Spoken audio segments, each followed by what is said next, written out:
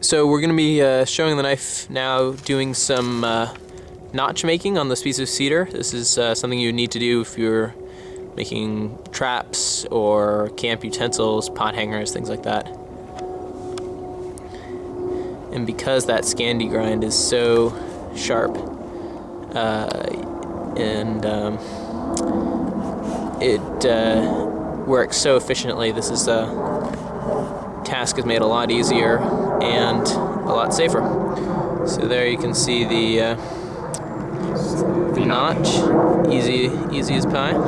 Also important if you're doing bow drilling to make the fireboard, you need to put notches in the side.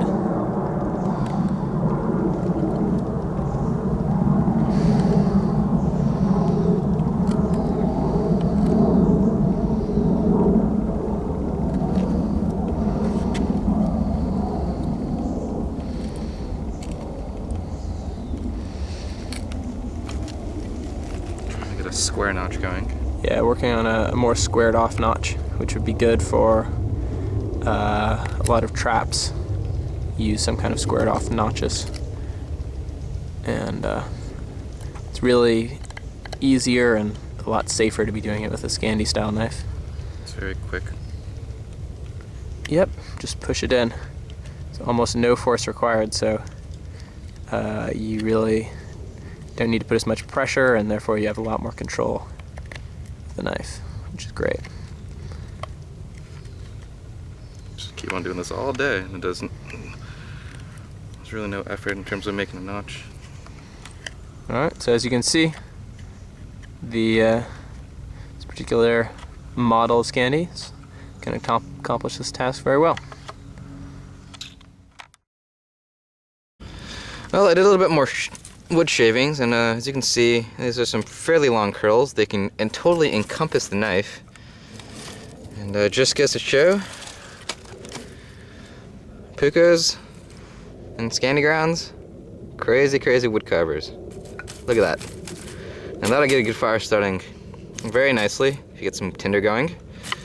So yeah, like I said, this is a good knife. And so we have our fire going. This is a small fire. We're gonna mainly be using this to heat treat the Tip of a little javelin just working on there. right there. Yep.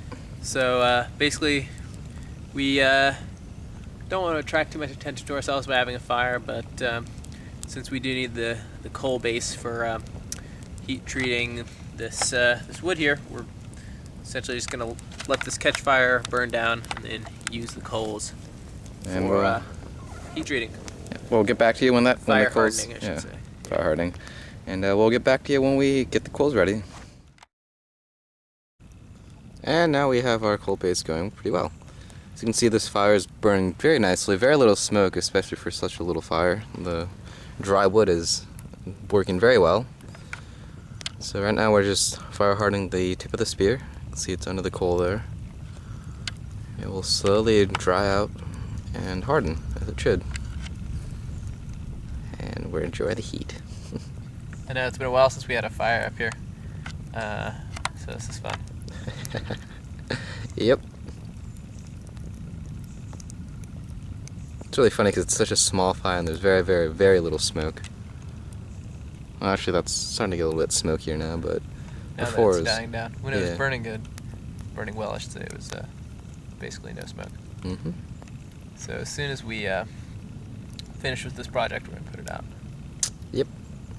Short fire. Hey guys, so alright, we're back from the woods, or I'm back from the woods, and I'm going to do the final review. You saw what we did, and I'm going to base my results off of that. There really isn't much to say since you guys did see all what we did, and again, yes, we did go through some very simple mundane tasks. It wasn't very hard use.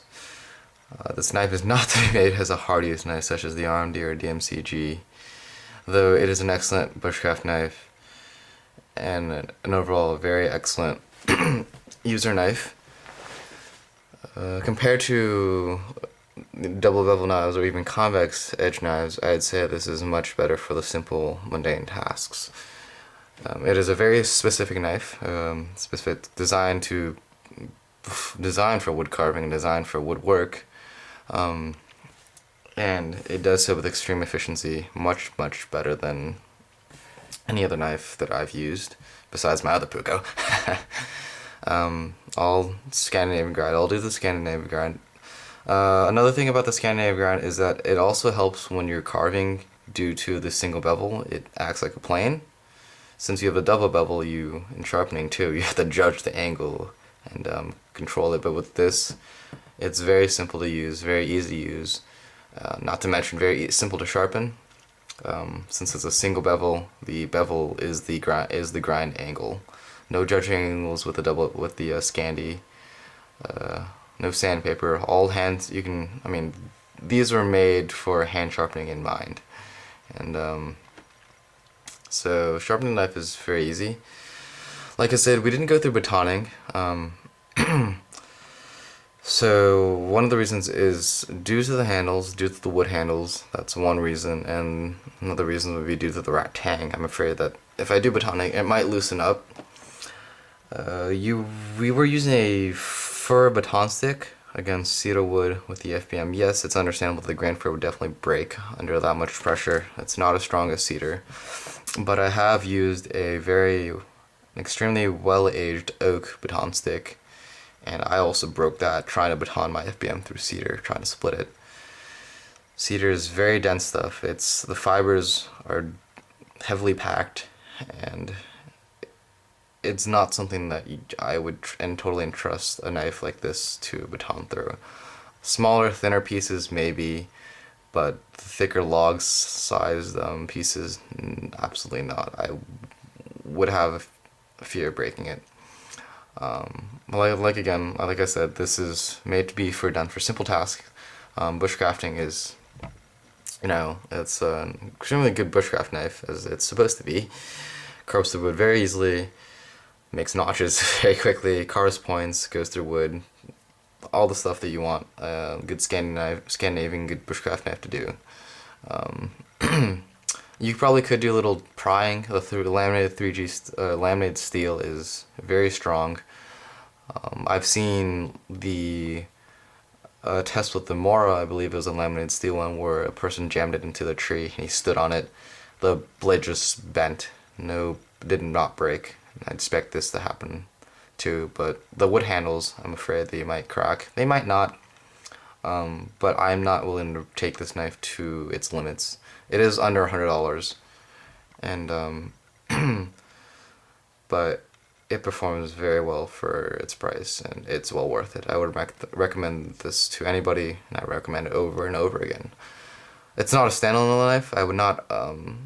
I wouldn't take this out in the woods alone unless you're very sure of how to use the knife properly and ensure that you won't break it when you're using the knife, such as if you're going to be doing some batoning, you'd make sure you baton through some softer woods, and or start a small notch and then use a wedge of wood to baton through a piece like that. All those little techniques to prevent breaking the knife. But if you're paired with an axe or a larger knife such as the Rottweiler, you're very well off.